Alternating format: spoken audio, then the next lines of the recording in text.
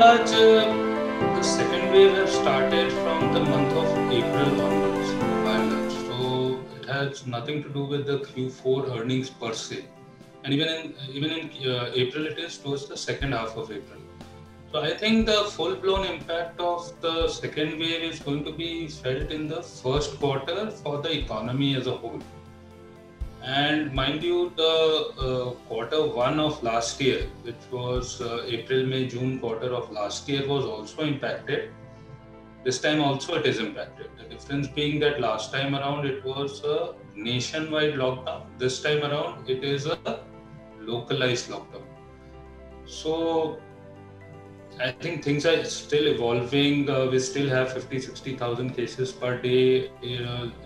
Parts of the country have opened up, parts of the country are still under lockdown, extended lockdown, and so on and so forth. My sense is, if for the market as a whole, or let's say for the portfolio also, if you take into perspective, quarter one, the expectations are elevated compared to what the numbers would be like. What I'm trying to say is that, come April, May, June results, which will be declared from the month of July onwards, you're likely to see expectations not getting met.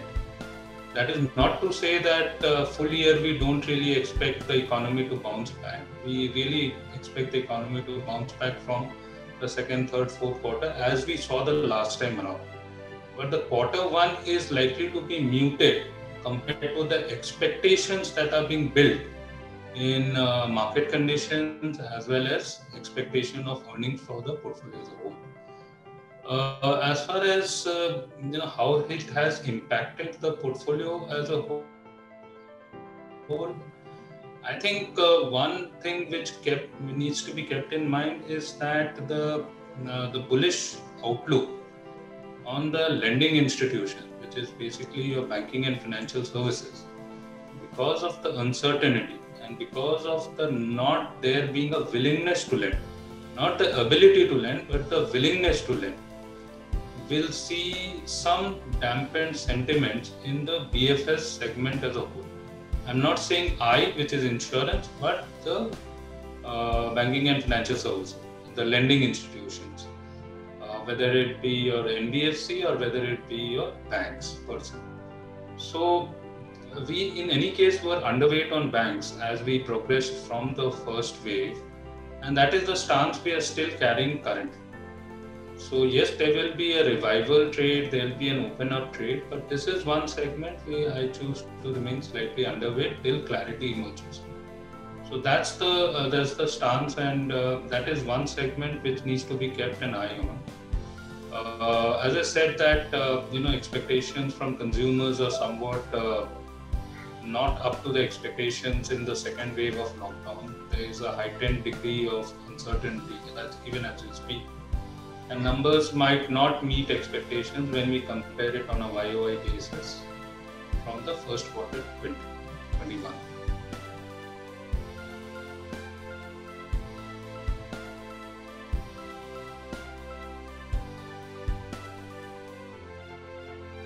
So again, quarter four earnings has been very good at around 167% for the IOP portfolio, and for the full financial year 21, it has been around 20%.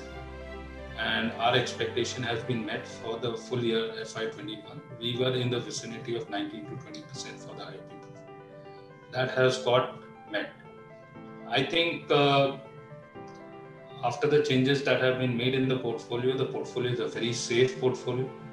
Even if we see valuation compression, our price earning growth multiples are extremely on the lower side because we are conscious of the valuations that we want to buy in this space given the euphoric environment in the mid and the small cap space.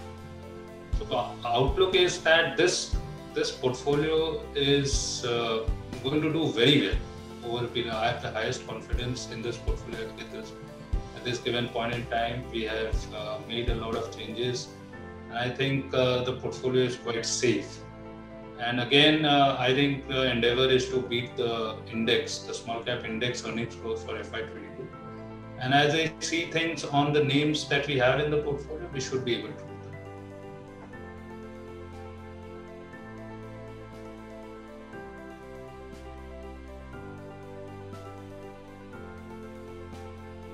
we have booked our profits in the large cap names that we had in the portfolio. So roughly around 18 to 20% were large caps.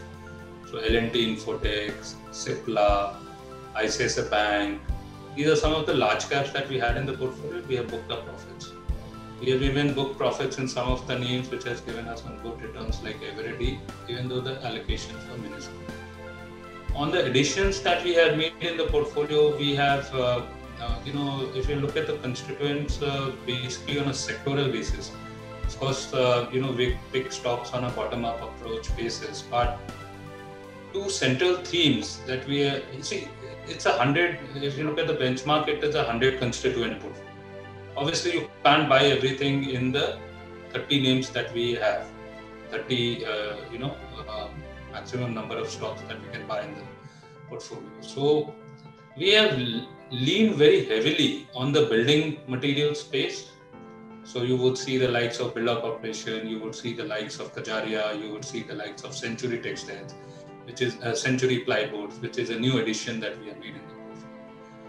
So that is one space where we think the outlook for the next 2, 3, 4 years is very good and the valuations are not that prohibitively expensive. And the second is basically a pharmaceutical space where we think there is a secular growth over the next 2, 3 years. So we had Alkem, we added Ipca, we added Gland Pharma. So this is one again secular. Apart from this, everything else could be on a bottom-up approach basis.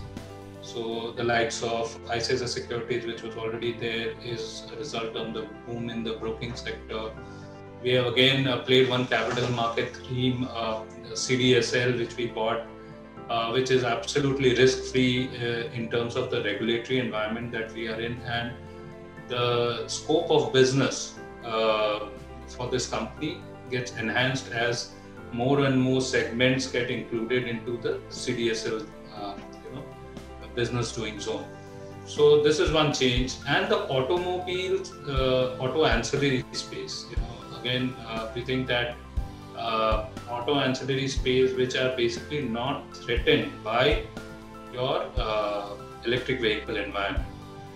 Sundaram Fasteners is one name that we have added, or let's say Suprajit we already had, Gabriel we already had. So outlook on this, due to the open up trade or let's say continued traction in global markets because of exports, should stand good.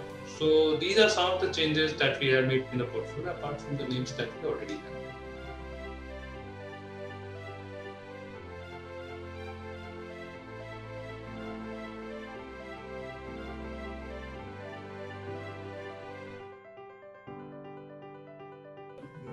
As we went into the second wave, markets were dominated by the large cap sector as a whole. And within that space, again, 15, 16 top large caps actually led the index from the front. And not only was there a valuation compression, because the pandemic also hit the sector very hard because the broader economy was getting impacted. Right. Now, when there is a revival this time around, again, it's a broad-based recovery where the broader market basically comprises of your the mid and the small cap space. They are likely to do well. But given the run-up that we have seen, my sense is somewhere in July or thereabouts, when the Q1 numbers start to get delivered by companies, and if it does not meet expectation, it looks like the expectations built in are so high that it will stand to disappoint the markets and there will be a correction. In that correction, whatever is bought for the next 2, 3, 4 years, I broadly think this space is going to outperform over a period of the next 5 years. So it is a case of the mid and the small cap should be there as an inherent part of the portfolio. Because once the lockdown opens, the SME space is the first to fire.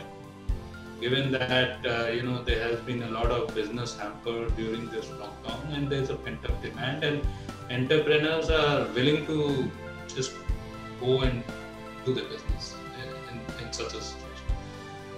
Valuations are really exorbitant, from a near-term point of view. But the outlook is very bullish in this space from the next 2, 3, 4 year point of view. So there is going to be some disappointment because the impact of the second wave will be felt in the first quarter, full-blown impact. And now that we are seeing parts of the country getting opened up, we will likely see a positive impact from again Q2, Q3, Q4. That broadly will be preceded by a correction, and once that correction gets taken out, one builds a sizable position in this space of the market. Should likely stand out much better than large caps over the next 2-3 months.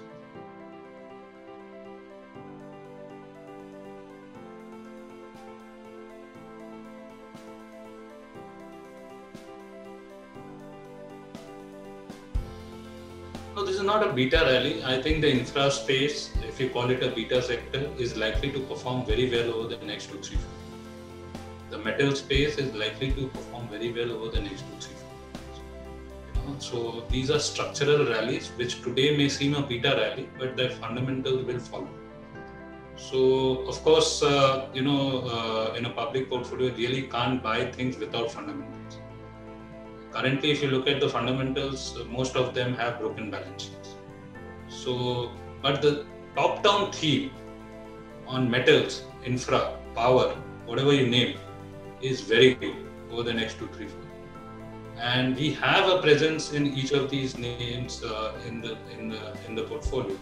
So even though the minuscule allocation would be there, but over a period of time, once the numbers start to get delivered, and there would be a case for increasing allocation. But as I said, these numbers would come within a period of, let's say, 12 to 18 months from now.